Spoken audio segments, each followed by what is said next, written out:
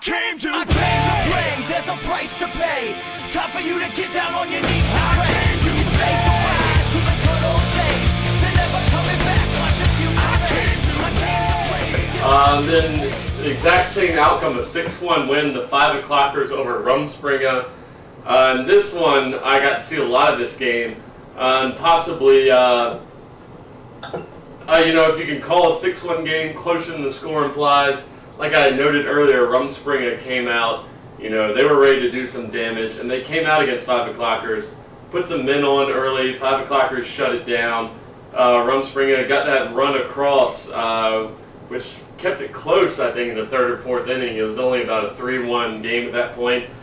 Troy Southall lined a single up the middle to score that run. You thought maybe they'd put more across at that point, weren't able to do it. And this was sort of a game where, Rumspringa put it out there. They did the best they could, and this is just sort of one of those. It was a 3 versus 6 matchup, but 5 o'clockers showed, that championship pedigree, against a good Rumspringa fired up team.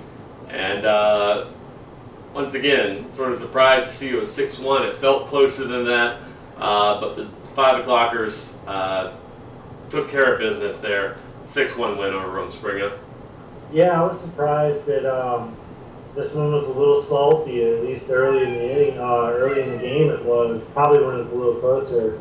Because I know I got called over there to mediate a dispute on a rules question, and it was like, these guys are at each other's throats. And you don't see that too often, but that's on the field. When they, afterwards, they're cool with each other and everything. But I know Rumspringa, man, I don't think they've ever beat the 5 o'clockers, and I know Wellbrock's talked about it a lot, at least earlier this year in the podcast. And I think that whole team just wants to get a win over the team in black, and they're just not there yet, man. At least not on Saturday, because obviously the 5 o'clockers were having a damn good day. Yes, they were. Yep, that's but it is. Like I said, this game felt a lot more, you alluded to that, intense than a 6-1 win. Like this was fun to watch. And I know both teams were out there just giving it their all. But hey, it was the 5 o'clockers day. It was not the Rumspringa's day. They ran into a big black buzzsaw and fell to the 5 o'clockers in the quarters. And let it be known, Wellbrock wasn't there. And yeah. Brian Young was out. He was on the sidelines. He was there in support, but not on the field. Rumspringa's got a lot of talent. If they can just keep this together, and a lot of their new guys, you can see them develop. Like Daniel Waugh and David Lopez and some of those guys, they're going to come along and they're going to be good kickballers if they stick with it and get more experience. So Rumspringa will be back, man. They're going to be fine. Rounding out the quarterfinal round, Brent was shake and bake, the number 2 seed. You had the number 10 seed at Battlestar Balsactica with your old co-captain, Mr. George Karazitis. This was the 2 versus 10 matchup. Like we said earlier, Battlestar coming in, much like Rumspringa, fired up and with bigger things on their mind than just getting one win this Saturday. Had their eyes on something bigger. But on that Wentworth Cup. Yeah. Little trophy, yeah. I always got my eyes on the Wentworth Cup. I want to drink out of it day and night. But was not to be in a number 2 seed versus number 10 seed game. It was a 10-2 win for the 2 seed over the 10 seed. Ooh, I like what you did there. Thank you. Yeah, we offensively, man, we had it going on Saturday.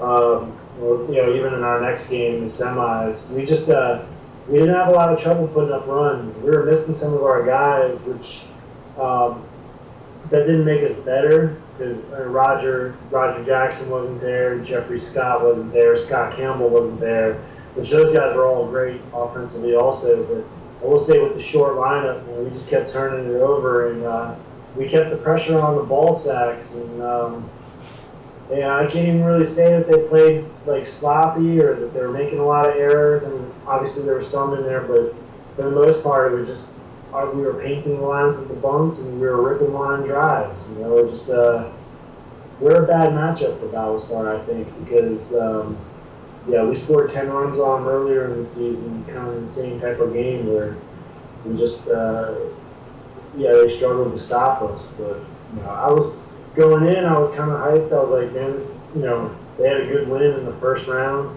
so we were expecting a challenge. And at that point, I started feeling like we had a team that could make a run and win it all. So.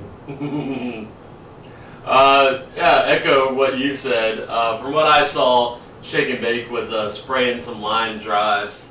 No big kicks, no giant killers, but just dropping them in between the short field and the outfield, all over the place. Scott Duncan, didn't he kick a ball over the fence? Well, that bounced over the fence for a triple? A ground rule double.